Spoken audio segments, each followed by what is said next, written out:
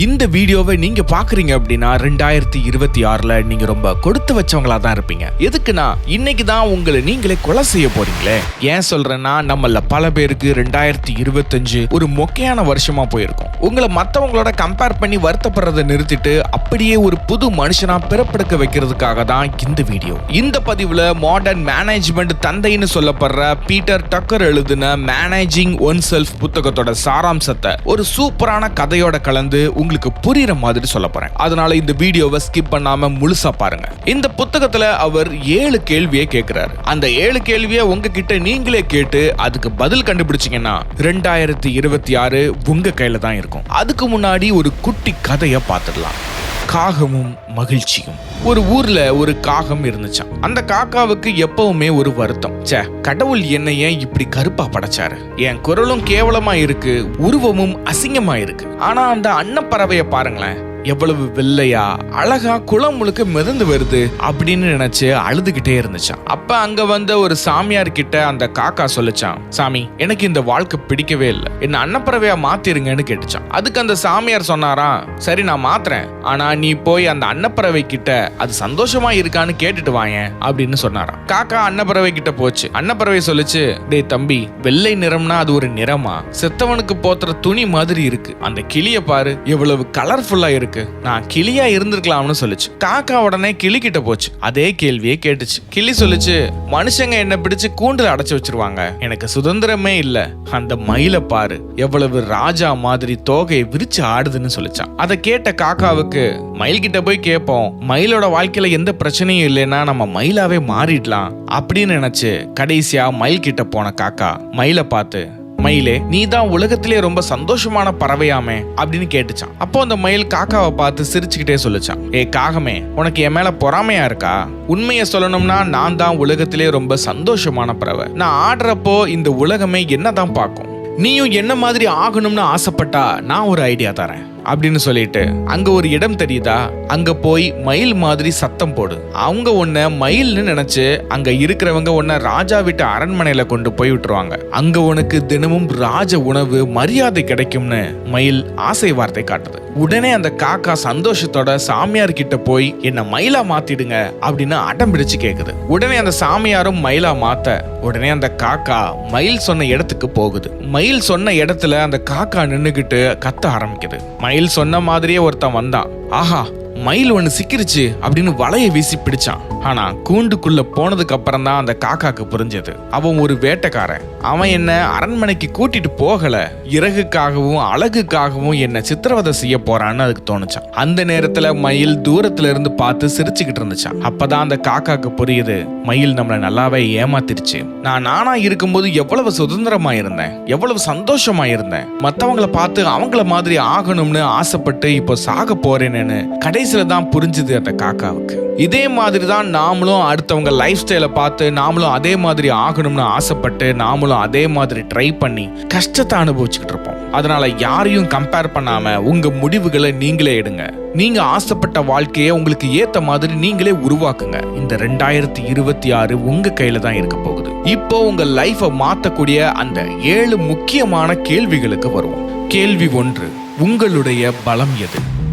நாம எல்லாரும் பண்ற ஒரு மிகப்பெரிய தப்பு என்ன தெரியுமா? நம்ம கிட்ட இல்லாத ஒரு திறமைய வளர்க்கணும்னு காலத்தையும் நேரத்தையும் வீணாக்குறது தான். ஒரு விஷயத்த மட்டும் நல்லா புரிஞ்சுக்கோங்க, ஒருத்தர் பாட்டு பாடுறாருன்னா அது அவருக்கு கடவுள் கொடுத்த வரும். நீங்க ரஜினிகாந்த் மாதிரி ஸ்டைல் பண்ணலாம், ஆனா அவர் மாதிரியே நடிக்கணும்னு நினைச்சா அது கஷ்டம். பீட்டர் ட்ரக்கர் என்ன சொல்றாருன்னா, focus on your strength not your weaknesses. உங்க பலம் என்னன்னு கண்டுபிடிக்க ஒரு சின்ன ஐடியா தரவா? அதுதான் ஃபீட்பேக் அனலைசிஸ். அதாவது நீங்க ஒரு வேலையை செய்ய போறீங்கன்னா அதுல என்ன ரிசல்ட் வரும்னு ஒரு பேப்பர்ல எழுதி வைங்க. ஒரு வருஷம் கழிச்சு அந்த பேப்பர் எடுத்து பாருங்க, நீங்க நினைச்சது நடந்திருக்கா இல்ல அதை விட சூப்பரா வந்திருக்கா? ஒருவேளை நீங்க பிளான் பண்ணதுக்கும் மேல சக்சஸ் கிடைச்சிருக்குதுன்னா அதுதான் உங்க உண்மையான பலம். நம்ம ஒரு நிறைய பேர் எனக்கு மேக்ஸ் வராது மச்சான், ஆனா நான் கஷ்டப்பட்டு படிச்சு இன்ஜினியர் ஆவேன்னு சொல்லி 5 வருஷம் அரியர் வச்சிருப்பாங்க. ஆனா அவங்களுக்கு படம் வரையறதுலயோ இல்ல வேற ஏதாவது ஒரு விஷயத்துல சூப்பரான டேலண்ட் இருக்கும். அந்த திறமையை விட்டுட்டு வராத ஒண்ணுக்கு பின்னாடி போறது ஒரு முட்டாள்தனம். 2026 2026ல நீங்க ஜெயிக்கணும்னா முதல்ல உங்ககிட்ட இருக்கிற அந்த யூனிக் செல்லிங் பாயிண்ட் எதுன்னு பாருங்க. அதை மட்டும் செதுக்குங்க. பலவீனத்தை ஓரளவுக்கு சரி பண்ணிக்கிட்டா போதும். ஆனா பலத்துல நீங்க தான் உலகத்துக்கே ராஜாவா இருக்கணும். இதுதான் 2026க்கான முதல் ஸ்டெப். உங்ககிட்ட நீங்க கேட்க வேண்டிய இரண்டாவது கேள்வி, நீங்க எப்படி பெர்ஃபார்ம் பண்ணுவீங்க? அவன் காலையில 4 மணிக்கு எழுந்து படிச்சு ஃபர்ஸ்ட் ரேங்க் வாங்குறான். நானும் நாளையில இருந்து அலாம் வச்சு படிக்க போறேன்னு சொல்லிட்டு 4 மணிக்கு அலாம் ஆஃப் பண்ணிட்டு தூங்குற குரூப்ல நீங்களும் ஒருத்தரா? அப்ப உங்களுக்கு காலை நேரம் செட் ஆகாதுன்னு தான் அர்த்தம். ஒவ்வொரு மனுஷனுக்கும் ஒரு பயோரிதம் இருக்கும். சில பேருக்கு ராத்திரி 12 மணிக்கு மேலதான் மூளை மின்னல் வேகத்துல வேலை செய்யும். அது மட்டும் இல்லாம நீங்க ஒரு விஷயத்தை எப்படி உள்வாங்குறீங்க அதை பொறுத்தும் இது மாறும். இது ரொம்ப முக்கியம். சில பேருக்கு ஒருத்தர் அட்வைஸ் பண்ணா பிடிக்காது. ஆனா ஒரு புக்கை படிச்சா டக்குன்னு புரிஞ்சுப்பாங்க. நீங்க ஒரு ரைட்டரா இல்ல டாக்கரா? நீங்க எழுதி பார்த்து படிக்கிற ஆளா இருந்தா முக்கியமான மீட்டிங் இல்லைன்னா ஏதோ ஒரு விஷயத்த செய்ய போறீங்க அப்படின்னா முன்னாடியே எல்லாத்துக்கும் ஒரு நோட்ஸ் எடுத்துட்டு போங்க. அதே மாதிரி நீங்க ஒரு டீம்ல சேர்ந்து வேலை செய்யறவரா இல்ல தனியா முடிவெடுக்கிறவரா? அதாவது டீம் மெம்பரா இல்ல டிசிஷன் மேக்கரா? சில பேர் மத்தவங்களுக்கு துணையா இருந்து சூப்பரா வேலை செஞ்சு முடிப்பாங்க. ஆனா அவங்களையே ஹெட்டா போட்டா சொதப்பி வச்சிருவாங்க. 2026ல நீங்க ஒரு வேலையில இறங்குறதுக்கு முன்னாடி இந்த வேலை என்னோட ஸ்டைலுக்கு செட் ஆகுமா அப்படின்னு ஒரு நிமிஷம் யோசிங்க. உங்க பாணிக்கு ஏத்த மாதிரி வேலையை செஞ்சா வேலை செய்யறதே ஒரு ஜாலியான கேம் விளையாடுற மாதிரி இருக்கும். நீங்க எதுல அதிகமா பெர்ஃபார்ம் பண்ணுவீங்கன்னு தெரிஞ்சாதான் அதுல உங்களால முன்னேறி வர முடியும். மூன்றாவது கேள்வி, உங்க வேல்யூஸ் என்ன? இன்னைக்கு இருக்கிற அவசர உலகத்துல நிறைய பேர் காசுக்காக எதை வேணும்னாலும் செய்ய தயாரா இருக்கிறாங்க. ஆனா பீட்டர் ட்ரக்கர் ஒரு முக்கியமான விஷயம் சொல்றாரு. உங்களுடைய திறமையும் நீங்க வேலை செய்யற விதமும் சூப்பரா இருக்கலாம். ஆனா உங்க வேல்யூஸ் அங்க இடிச்சதுன்னா நீங்க நிம்மதியா இருக்கவே முடியாது. வேல்யூஸ் அப்படின்றது நீங்க யாரு அப்படின்றத குறிக்குது. உதாரணத்துக்கு ஒரு கம்பெனி ரொம்ப அக்ரெசிவான லாபம் சம்பாதிக்கணும்னு நினைக்குது. ஆனா உங்களுக்கு பொறுமையா தரமா வேலை செய்யறது தான் பிடிக்கும்னா அந்த கம்பெனில உங்களால ஒரு மாசம் கூட நிம்மதியா இருக்க முடியாது. அதே மாதிரி சில பேருக்கு ஷார்ட் டேர்ம் சக்சஸ் பிடிக்கும், சில பேருக்கு லாங் டேர்ம் ரிலேஷன்ஷிப் பிடிக்கும். உங்க வேல்யூஸை தெரிஞ்சுக்க ஒரு வழி இருக்கு. ஒரு முக்கியமான பிரச்சனை வரும்போது நீங்க என்ன முடிவெடுப்பீங்க? மத்தவங்களுக்காக உங்க கொள்கையை விட்டு கொடுப்பீங்களா? 2026ல நீங்க ஒரு பிசினஸ் ஆரம்பிச்சாலும் சரி, ஒரு கம்பெனில சேர்ந்தாலும் சரி, அங்க இருக்கிற கலாச்சாரம் உங்க கொள்கைக்கு ஏத்த மாதிரி இருக்கான்னு பாருங்க. மனசுக்குள்ள எப்பவுமே ஒரு போராட்டம் நடந்துகிட்டே இருந்தா உங்களால முழு திறமையை காட்டவே முடியாது. உங்க மனசாட்சி என்ன சொல்லுதோ அதுபடி நடக்கிறது தான் உண்மையான கெத்து. எல்லா சூழ்நிலையும் நமக்கு சாதகமா அமையாது. அதனால சில இடங்கள்ல மட்டும் நம்மளுடைய வேல்யூஸை கொஞ்சம் அட்ஜஸ்ட் பண்ணிக்கலாம். ஆனா நாளடைவுல நீங்க அதிகமா அட்ஜஸ்ட் பண்ணிக்கிட்டே இருந்தீங்கன்னா உங்க கொள்கையும் மறந்துடுவீங்க, உங்க வேல்யூ என்னன்னே உங்களுக்கு தெரியாது. கேள்வி எண் 4, நீங்க எங்க இருக்க வேண்டிய ஆளு? நாம பல பேரும் தப்பான இடத்துல உட்கார்ந்துகிட்டு ஏன் எனக்கு இன்னும் ப்ரமோஷன் கிடைக்கல, ஏன் என்ன தேடி வாய்ப்பே வரல அப்படின்னு கடவுளை திட்டிக்கிட்டு இருப்போம். நண்பா, ஒரு திறமையான கிரிக்கெட் பிளேயரை போய் ஃபுட்பால் கிரவுண்ட்ல நிக்க வச்சா அவர் என்ன பண்ணுவாரு? அவர் அந்த இடத்துக்கு சரிபட்டு வர மாட்டார். பெரிய பெரிய சாதனையாளர்கள் எல்லாரும் ஆரம்பத்துல தப்பான இடத்துல இருந்தவங்க தான். ஆனா அவங்க இது நமக்கான இடம் இல்ல அப்படிங்கறத சீக்கிரமே கண்டுபிடிச்சிட்டாங்க. நீங்க ஒரு பெரிய மீட்டிங்ல இருக்கும் போதோ இல்ல ஒரு வேலையை செஞ்சுக்கிட்டு இருக்கும் போதோ எனக்கு இங்க என்ன வேலை அப்படின்னு தோணுச்சுன்னா அந்த இடத்தை மாத்துறதுக்கான நேரம் வந்துருச்சுன்னு அர்த்தம். 2026ல நீங்க ஒரு கம்ஃபர்ட் ஜோன்ல சிக்காம உங்க திறமைக்கு தீனி போடுற ஒரு இடத்தை தேடுங்க. அந்த இடம் ஒரு சின்ன ரூமா இருக்கலாம், இல்ல ஒரு பெரிய நகரமா இருக்கலாம். ஆனா அங்க நீங்க ஃபிட் ஆகணும். உங்களுக்கு பிடிச்ச விஷயத்தை செய்யற இடத்துல நீங்க இருக்கும்போது நீங்க கஷ்டப்படவே தேவையில்லை. வெற்றி தானா உங்களை தேடி வரும். உங்களை நீங்களே ஒரு இடத்துல பொருத்தி பாருங்க. அது சரியா இருந்தா மட்டும்தான் நீங்க ஜெயிப்பீங்க. 5வது கேள்வி, உங்க கான்ட்ரிபியூஷன் என்ன? இப்போல்லாம் இன்டர்வியூக்கு போனாலே எங்களுக்கு நீங்க என்ன பண்ணுவீங்க அப்படின்னு தான் கேட்கறாங்க. நான் டிகிரி முடிச்சிருக்கிறேன், எனக்கு இவ்வளவு எக்ஸ்பீரியன்ஸ் இருக்கு அப்படின்னு சொல்றதெல்லாம் பழங்காலம். உங்களுடைய கான்ட்ரிபியூஷன் அந்த இடத்துல ஒரு பெரிய மாற்றத்தை உண்டாக்கணும். உங்களை நீங்களே கேட்டுக்கோங்க.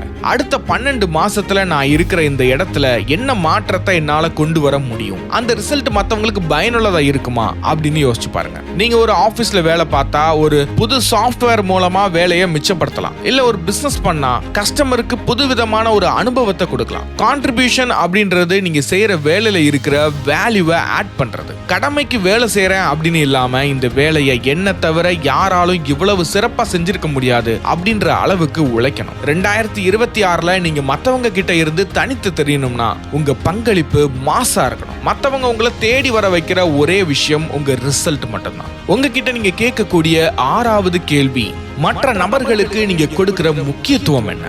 நானே ராஜா நானே மந்திரி அப்படின்னு இருந்தா ஜெயிக்க முடியாது பாஸ்.